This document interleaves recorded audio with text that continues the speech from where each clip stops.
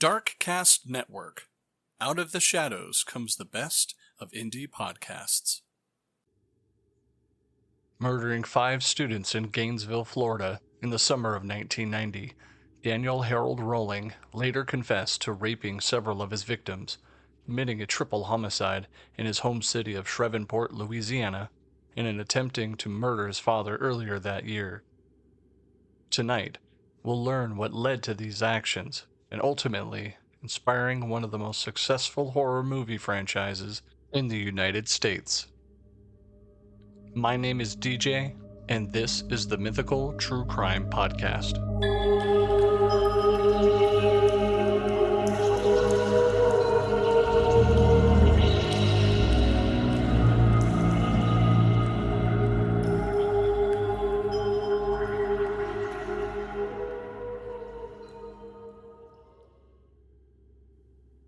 Danny Rolling was born in Shreveport, Louisiana. His father was a Shreveport police officer named James Rolling, who told Danny on many occasions that he was unwanted from birth.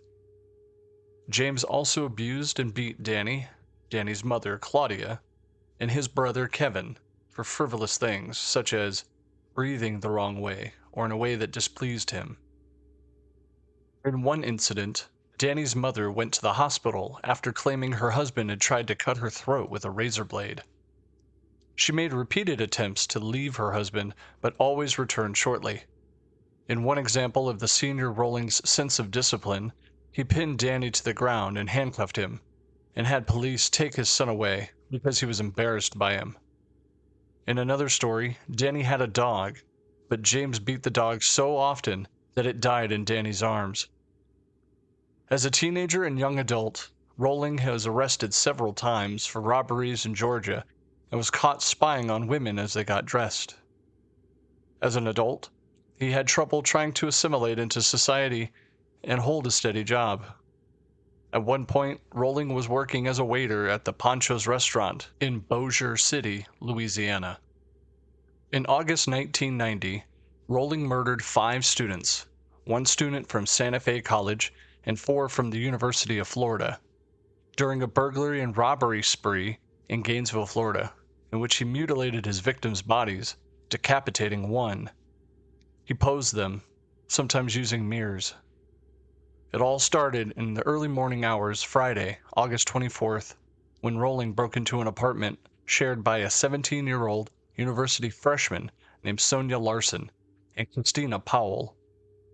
Finding Powell asleep on the downstairs couch, he stood over her briefly but did not wake her up, choosing instead to explore the upstairs bedroom where Larson was also asleep. Rolling murdered Larson, first taping her mouth shut and stifling her screams, and then stabbing her to death with a K-bar knife. She died trying to fend him off. Rolling then went downstairs, taped Powell's mouth shut, bound her wrists together right behind her back, and threatened her with a knife as he cut her clothes off. He then raped her and forced her face down onto the floor, at which point he stabbed her 5 times in the back. Rolling then posed the bodies in sexually provocative positions. He then took a shower before leaving the apartment. A day later, on Saturday, August 25th, Rolling broke into an apartment of an 18-year-old Krista Hoyt, prying open the sliding glass door with a screwdriver. Finding that she was not home, he instead waited in the living room for her to return. At 11 a.m., Hoyt entered her apartment, and Rolling surprised her from behind, placing her in a chokehold. After she had been subdued, he used duct tape to gag her mouth and bound her wrists together from behind her back, and led her into the bedroom, where he cut her clothes off and raped her. As in the Powell murder, he forced her to lie face down in the bed, and he stabbed her in the back, and this stab ruptured her aorta. He then flipped her over her body, sliced into her abdomen open from her pubic bone to the breastbone. After arriving back at his campsite, Rolling couldn't find his wallet. Thinking that maybe he had lost it at the murder scene, he returned, at which point he decapitated Hoyt, posed her body in a sitting position on the edge of her own bed, and placed her head on the shelf facing the corpse. He later claimed that his intent was to add shock to whomever discovered her. By this point, the murders had attracted widespread media attention. Many students had begun taking extra precautions, such as changing their daily routines, sleeping together in groups. Because the spree was happening so early in the fall semester, some students withdrew their enrollment entirely, or even transferred to other schools. Tracy Pauls, who was 23 years old, was living with her roommate, Manny Taboada, who was also 23 at the time. On Monday, August 27th, Rolling broke into their apartment by prying open their sliding glass door with the same tools he had used previously. Rolling found Taboada asleep on the bed in one of the bedrooms and killed him after a struggle. Hearing the commotion, Pauls went down the hall to Taboada's room and saw Rolling. She attempted to barricade herself in her room, but Rolling broke through the door. Rolling taped her mouth and her wrists, cut off her clothes, and raped her, before turning over and stabbing her 3 times in the back. Rolling then posed Paul's body, but he left Taboada's alone in the same position that which he had died in. With the exception of Taboada, all of the victims were petite, white brunettes with brown eyes, like Rolling's mother. Although law enforcement initially had very few leads, police did identify 2 suspects. One suspect was Edward Lewis Humphrey, a University of Florida student who had a history of mental illness and also bore numerous scars on his face from a car accident. Humphrey was arrested after a physical altercation with his grandmother and held in custody for 5 months, until a grand jury refused to indict him on the murder charges, citing insufficient evidence. Humphrey's photo was shown repeatedly by news outlets as if he was the true killer. Authorities then publicly cleared him of all charges after Rolling's arrest. The other suspect was also later cleared, and in my research I couldn't find any information on that other suspect. Louisiana police alerted Florida authorities on an unsolved triple murder in Shreveport in November 4th, 1989. Detectives noted that there were similarities between the Gainesville murders and those of a 55-year-old Tom Grisham and his 24-year-old daughter, Julie, and his 8-year-old grandson, Sean. The family had been attacked in their home as they were preparing dinner. Afterwards, Julie Grisham's body had been mutilated, cleaned, and posed. Don Maines, an investigator on the case with the Florida Department of Law Enforcement, traveled to the Shreveport area in November 1990 because of similarities between the murders committed in Gainesville and murders committed in Shreveport. There, including posing the victims, tape residue on the victim's body, and vinegar being the chemical of choice to clean the body, Maines said that he had tested the bodily fluids of the perpetrator in Shreveport and found that this person also had type B blood. He called the match to the evidence in Gainesville a revelation in the case. Shortly after Maine's trip to Shreveport resident named Cindy Yershin called Crime Stoppers and reported that Danny Rolling was possibly connected to the murders in both cities. 3 months earlier, that August 1990, Cindy had heard the news report that a string of murders as she traveled through the Florida Panhandle. The report made her think about Rolling, whom she had met at her Louisiana hometown church, and his possible link to the other 3 other Shreveport murders. Rolling had said deeply disturbing things to both her and her then-husband, Stephen Dobin. Quote, "He'd come over every night for a while, and then one night, Stephen came in, and he goes, 'He's gotta go,'" Cindy said. She also said that Dobin told her that Rolling had told him he had a problem. Quote, I said, what kind of problem? Cindy said. And Stephen told her, he likes to stick knives into people.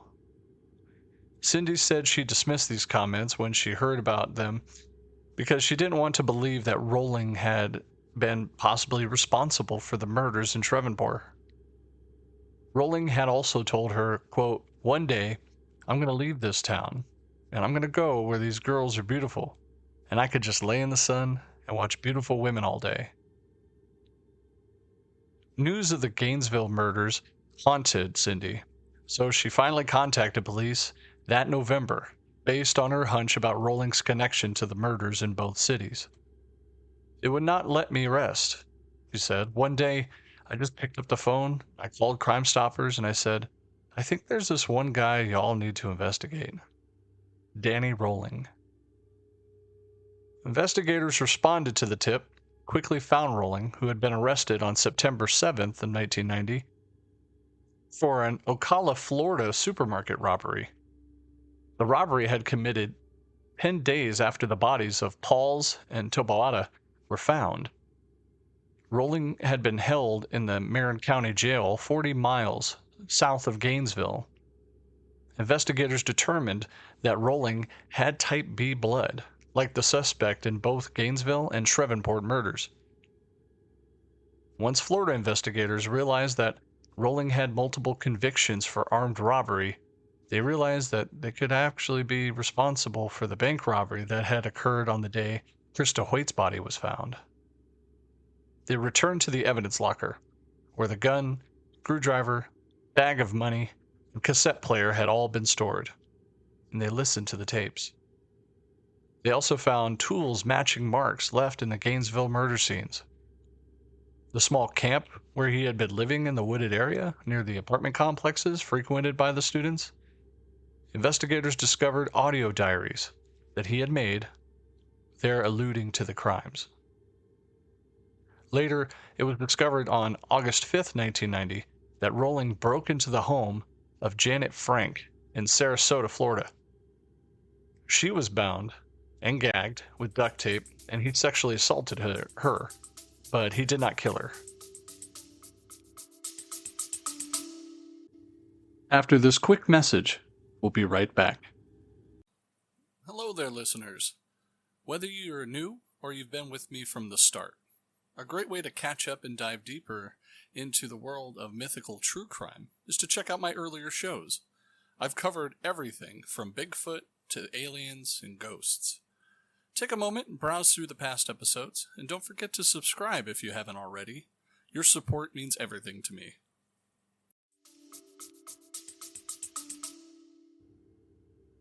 In November 1991, Rolling was charged with 5 counts of murder.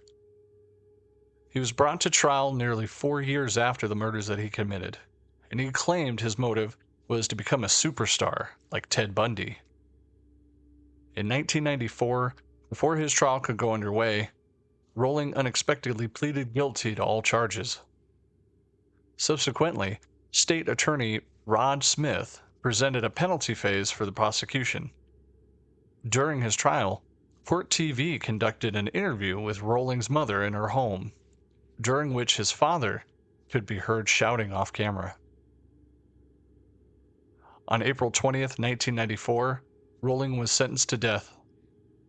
But also, Rolling was diagnosed with several disorders, including antisocial personality disorder, borderline personality disorder, and paraphilia. Now, I'd like to take a brief moment to go over some of these disorders with you. In case you haven't heard, multiple personality disorders, antisocial personality disorders, and the like are all personality disorders characterized by long-term patterns of those who have disregard or a violation of the rights of others, as well as a difficulty sustaining long-term relationships. Lack of empathy and contemptuousness attitudes are often apparent, as well as the history of rule breaking that could sometimes include law breaking, tendency towards chronic boredom or substance abuse, and impulsive and aggressive behavior. Now, antisocial behaviors are often an onset before the age of 8. In nearly 80% of cases, the subject will develop their first symptoms by age 11. The prevalence of these symptoms peaked around ages of 24 to 44 years old and are often decreased in people of ages 45 to 64. In the United States, the rate of antisocial personality disorders in the general population is estimated between 0.5 and 3.5%. In a study of random samplings of 320 newly incarcerated offenders, found that anti-personality disorder was present in over 35% of those surveyed. 1 out of every 17 divorces also involve a person affected by antisocial personality disorder. Now, borderline personality disorder, or BPD, is also known as emotionally unstable personality disorder, which is a disorder characterized by long-term patterns of intense and unstable interpersonal relationships, a distorted sense of self, and very strong emotional reactions. Those affected often engage in self-harm and other dangerous behaviors, often due to their difficulty with returning their emotional level to a healthy or normal baseline. They may also struggle with the feeling of emptiness, a fear of abandonment, and detachment from reality. Symptoms of borderline personality disorder sometimes are triggered by events considered normal to others. Typically, the disorder begins with early adulthood and occurs in various situations, such as substance abuse disorders, depression, and even eating disorders are commonly associated with borderline personality. 8 to 10% of people affected by this disorder also may die by suicide. The disorder is often stigmatized in the media and the psychiatric field, and as a result is often going undiagnosed. The causes of borderline personality disorder are actually unclear, but seem to involve genetic, neurological, environmental, or even social factors. It occurs about 5 times more often in a person that's who's been affected by a close relative. Adverse life events also appear to have played a role in borderline personality disorders, and the underlying mechanism often appears to involve the network of neurons inside the brain. Now, in Rolling's case, he was diagnosed with all of those: antisocial personality disorder, borderline personality disorder, and paraphilia. Now, shortly before he was executed in Florida, he sat on death row in the Florida State Penitentiary. Rolling wrote songs and poems and even drew pictures. His works are an example of murderabilia, which is, I guess you can say, a fan term identifying collectibles relating to murderers, homicides, or perpetrators of other violent crime. While he was sitting on death row, besides the songs and the music he was writing, Rolling claimed responsibility for the Shreveport murders, handing in to his spiritual advisor, Reverend Mike Hudspeth, and the Florida police a handwritten confession and an apology. Rolling had a last meal of lobster tail. He sang a gospel hymn, but made no statement immediately before his execution, which was witnessed by many of his victims' relatives. Rolling was executed by lethal injection at Florida State Prison on October 25, 2006, after the U.S. Supreme Court rejected a latch-ditch appeal. He was pronounced dead at 6:13 Eastern Time. Rolling had been the subject of several written works. His crime spree inspired the screenplay by Kevin Williamson, who penned the script for the 1996 slasher film Scream, which led into one of the world's most popular horror franchises. Rolling was also the subject of an episode of the show Body of Evidence from the Case Files, a court TV show which explained in the episode of a forensic factor, which originally aired on Discovery Channel and rebroadcast on the Science Channel. Now, before we end tonight's episode, I'm going to leave you with the reading of Rolling's note that he had written while on death row. I know that sorrow, that heartfelt bane, that drawth mortal flame, stone pon stone that final throw, etched hitherto thy captive soul. Danny Rolling. In order to fulfill all things, that no stone be unturned, hereby I make a formal written statement concerning the murders of Julie, Tom, and Sean Grisham in my hometown of Shreveport, Louisiana. Hal Carter, Julie Grisham's former fiancé, is 100% innocent, totally pure of that crime. I, and I alone, am guilty. It was my hand that took those precious lights out of this old dark world. With all my heart and soul, would I could bring them back. Being a native son of Shreveport, I can only offer this confession of deep felt remorse over the loss of such fine, outstanding souls. Have wept an ocean of tears, by which mournful doth float upon sea of regret. Danny Rolling. That sounds so eerie it gives a chill down your spine.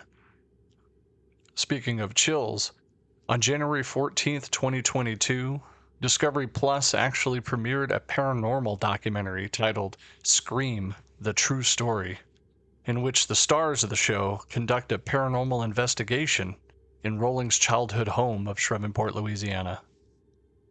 Makes you think, was there something paranormal that drove Rolling to commit those crimes?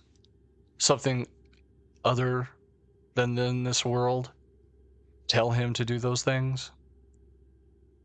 Or was he a product of his environment? So much psychological and physical abuse and torment.